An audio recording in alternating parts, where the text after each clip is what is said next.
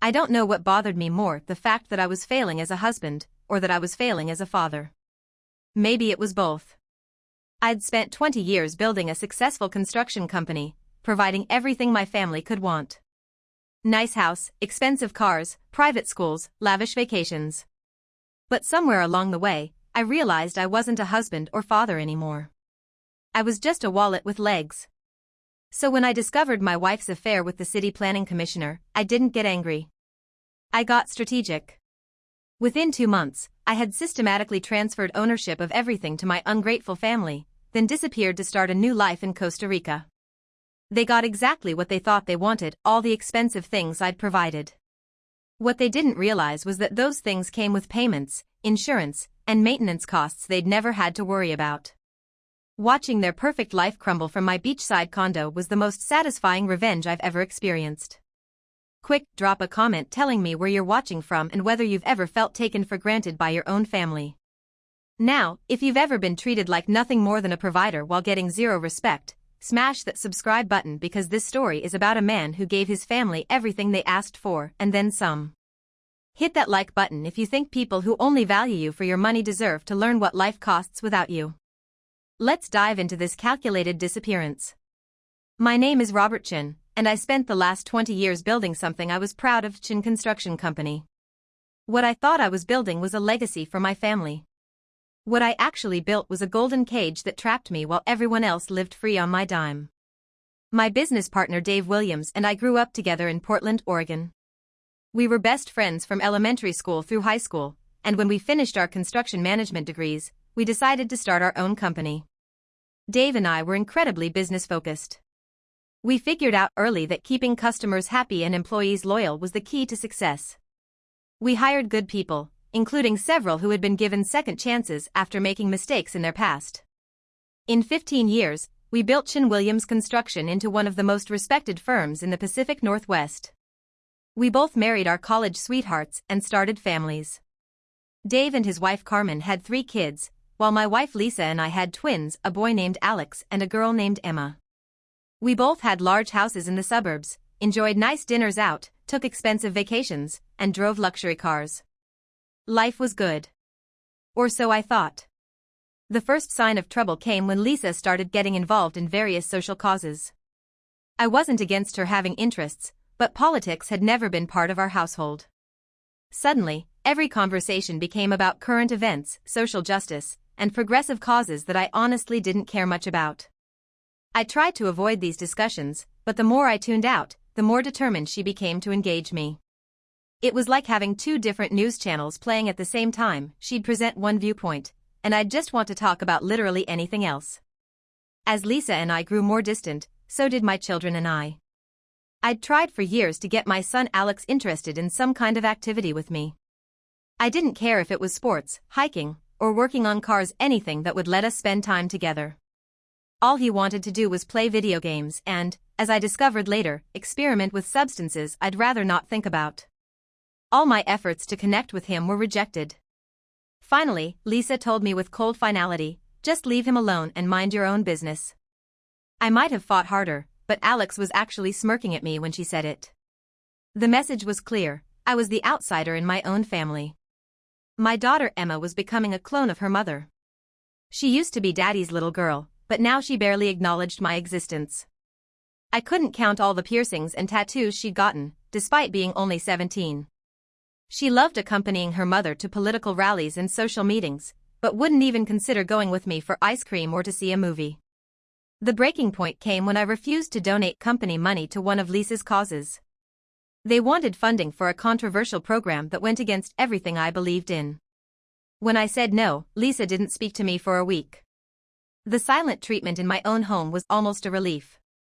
Things got worse when Lisa started staying out later and taking overnight trips to attend various progressive conferences and protests. I didn't know if they were rallies, seminars, or something else entirely. It didn't matter, she was gone more often than she was home. Alex had progressed from experimenting with minor substances to prescription pills. I didn't know what kind, but it didn't matter. He was clearly heading down a dangerous path, and every time I tried to intervene, Lisa would defend him and tell me I was being too strict. Emma had started her own social media presence, posting content that made me deeply uncomfortable. When I tried to discuss it with Lisa, she accused me of being controlling and old-fashioned. The annual company holiday party was approaching, and Dave and I always had our wives help organize it.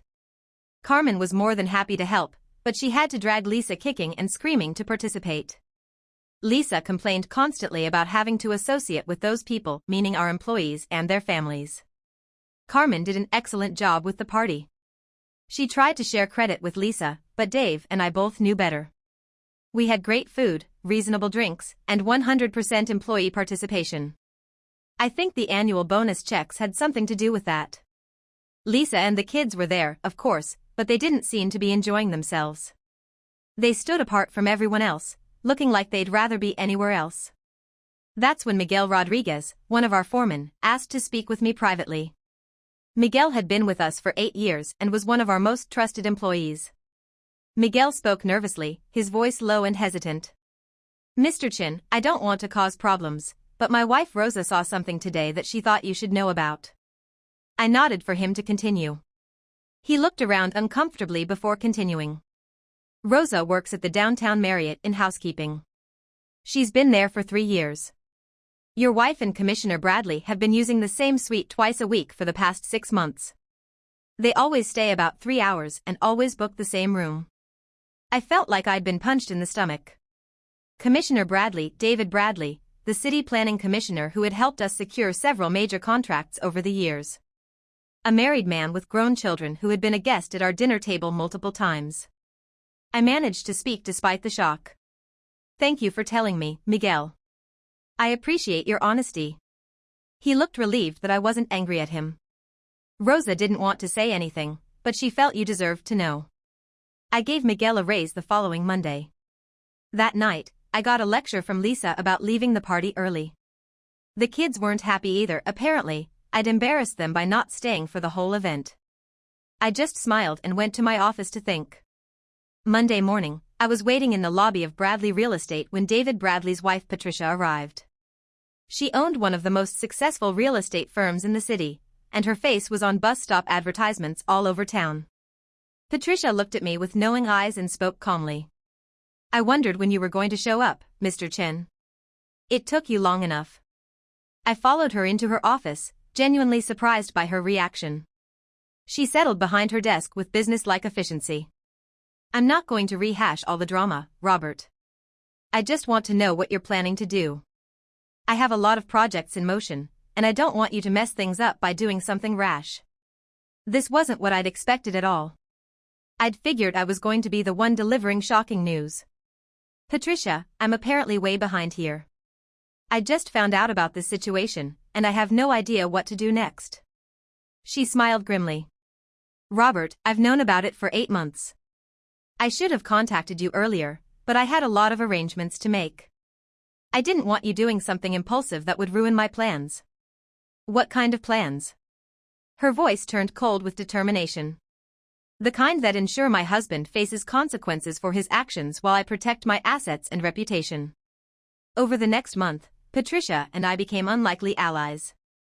She had been systematically setting her husband up for months. The FBI was investigating his improper influence on city contracts. The state attorney's office was looking into his misuse of public funds.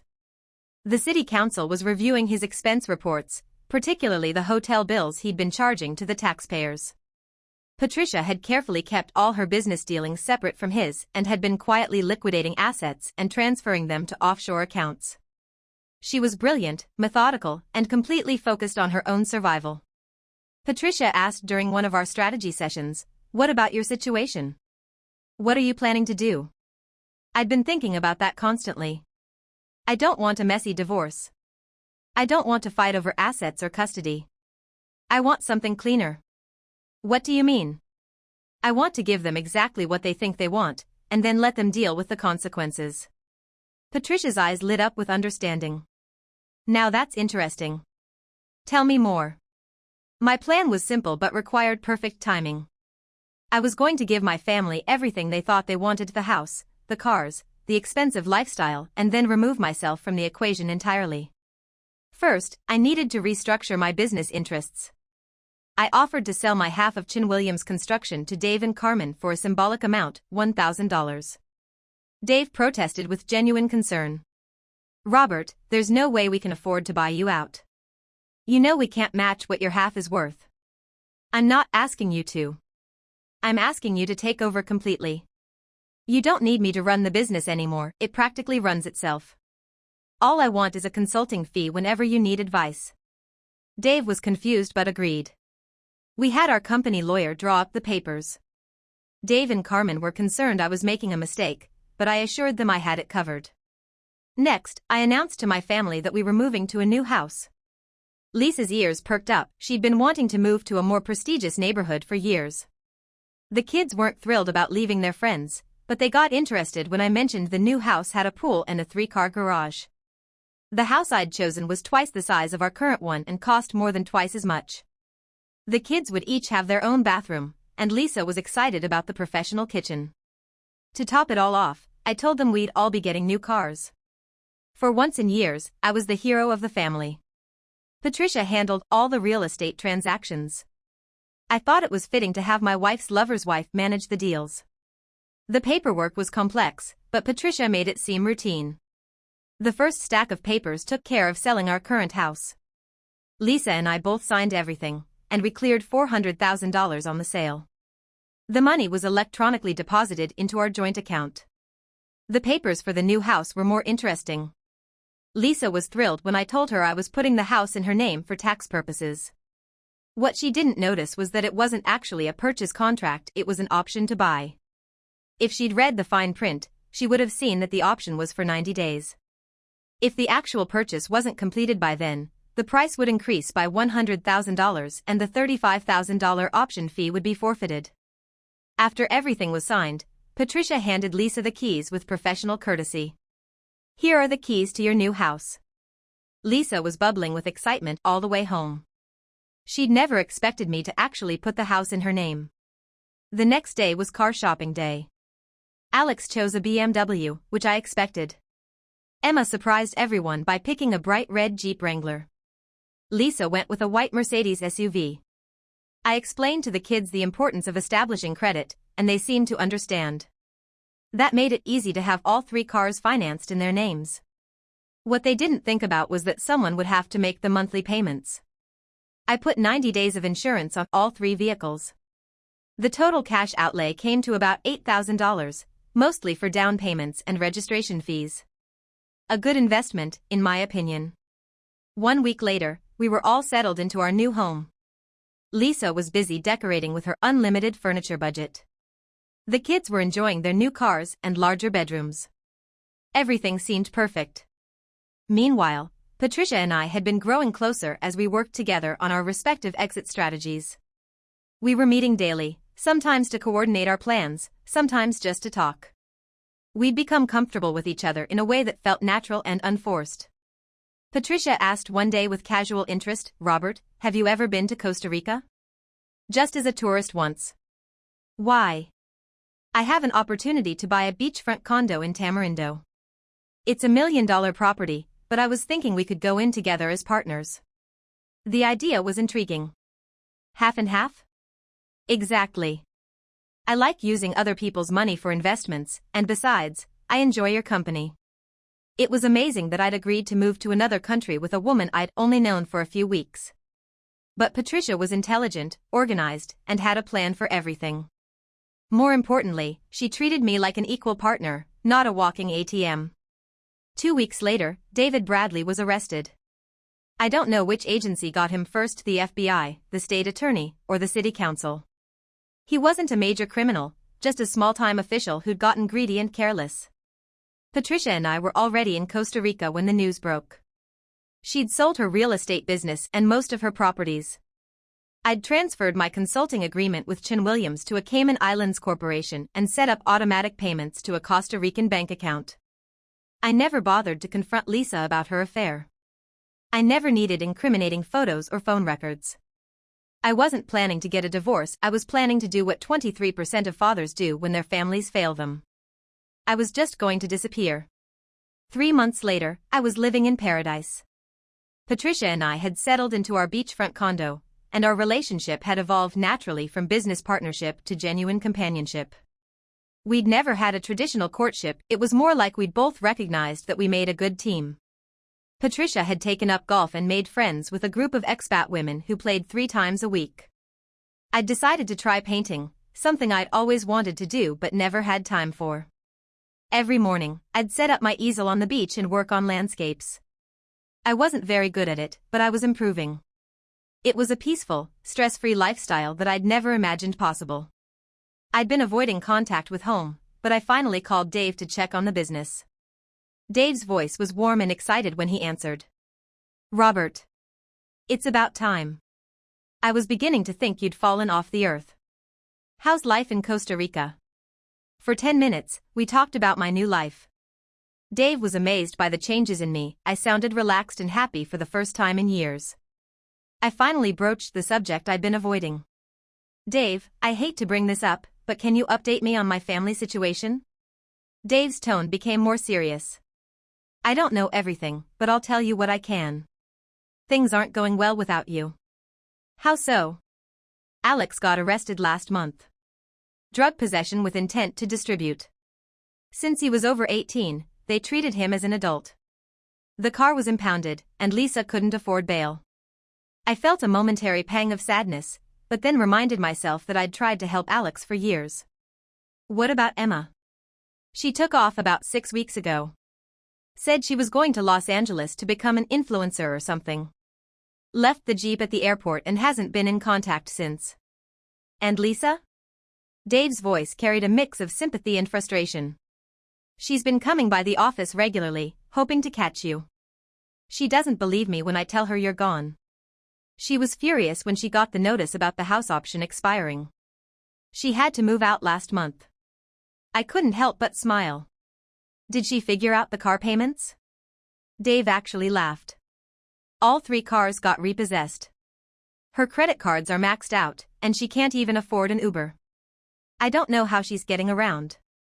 "What about her friend the commissioner?" Dave's amusement was clear in his voice. "He's in federal prison. Apparently, he was more corrupt than anyone realized. His wife divorced him and kept everything." We talked for a few more minutes about the business, which was thriving under Dave's sole ownership. I was getting regular consulting fees that more than covered my expenses in Costa Rica. After hanging up, I sat on my balcony watching the sunset over the Pacific. Patricia was reading beside me, occasionally commenting on something in her book. Patricia looked up from her book with understanding eyes. "Any regrets?" she asked, having overheard my conversation. "None whatsoever.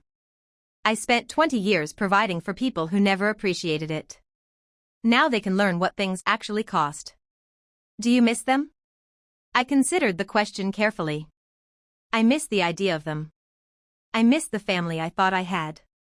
But I don't miss being taken for granted, disrespected, and treated like a walking wallet. 6 months later, I was fully adapted to my new life. Patricia and I had found our rhythm as partners in both business and life. We'd invested in several local properties and were doing well financially. I'd joined a painting group that met twice a week at different locations around the peninsula. My landscapes were actually starting to look like landscapes instead of abstract disasters. The group was encouraging and supportive, a stark contrast to my former family's constant criticism. Patricia had become involved in local charities and was using her business skills to help organize fundraising events. She'd found purpose and satisfaction in work that actually mattered to her. We'd made friends with other expats and locals, creating a social circle based on mutual interests rather than obligation. People liked us for who we were, not what we could provide. One day, I received an unexpected email from Lisa. She'd somehow tracked down my address and was pleading for me to come home. "The kids need their father," she wrote. "I made mistakes, but we can work through them. I'm willing to go to counseling. Please don't abandon your family." I read the message twice, then deleted it without responding. She still didn't understand that I hadn't abandoned my family had abandoned me years ago. I'd simply stopped pretending otherwise. A few weeks later, Dave called with more updates. "Alex is in a minimum security facility. He'll probably be out in 18 months if he stays clean. Emma surfaced in Las Vegas working at some club. She called Lisa asking for money. And Lisa? Dave's voice carried genuine pity. She's living in a studio apartment and working at a grocery store. She asks about you every time she comes by the office. I think she's finally realized what she lost. I felt a brief moment of sadness, but it passed quickly. Lisa had made her choices, just as I'd made mine. The difference was that I'd taken responsibility for my decisions instead of expecting someone else to fix them. 2 years later, I was sitting in my favorite cafe in Tamarindo, working on my laptop and enjoying a perfect morning. A local artist had commissioned me to paint a mural for the town's community center, something I never would have imagined possible when I first picked up a brush. Patricia was at the bank, handling some real estate investments we'd made. We'd built a successful property management business catering to other expats and were considering expanding to other coastal towns. My phone buzzed with a text from Dave. "Business is great. Hope you're happy. You made the right choice." I smiled and typed back, "Living the dream. Thanks for everything." That afternoon, I set up my easel on the beach and worked on a painting of the fishing boats in the harbor. A pelican landed nearby and watched me work, as if critiquing my technique. I'd gotten used to having an audience. The locals found it entertaining to watch the gringo attempt to capture their world on canvas. As the sun began to set, Patricia joined me on the beach. We walked along the water's edge, talking about our plans for the weekend. There was a music festival in town, and we'd been invited to a barbecue at our neighbor's house. Patricia asked with familiar warmth, "Any regrets about the life you left behind?" A question that had become a running joke between us. "Only that I didn't do it sooner," I replied. "I wasted 20 years trying to make people happy who were determined to be miserable. And now? Now I'm surrounded by people who appreciate what I have to offer, not just what I can provide. I'm finally living for myself instead of just existing for others." As we walked back to our condo, I reflected on how much my life had changed. I'd gone from being a stressed, unappreciated provider to being a content, valued partner. Instead of funding other people's dreams, I was living my own. The greatest revenge wasn't the financial hardship I'd left my family to face. It was the simple fact that I'd found happiness without them. I discovered that respect, appreciation, and genuine companionship were worth more than any amount of money. I'd finally learned the difference between being needed and being valued. And I'd chosen to surround myself with people who valued me as a person, not just as a resource. So we've reached the end of today's story. Was Robert's escape justified, or should he have tried harder to fix his family relationships? I want to hear your thoughts. Have you ever felt taken for granted by people you've sacrificed for? Drop your opinions in the comments below and let's get a discussion going. If this story of liberation kept you hooked, smash that like button. And if you're new here, hit subscribe for more stories about people who chose their own happiness over others' expectations. Thanks for watching, and I'll see you in the next one.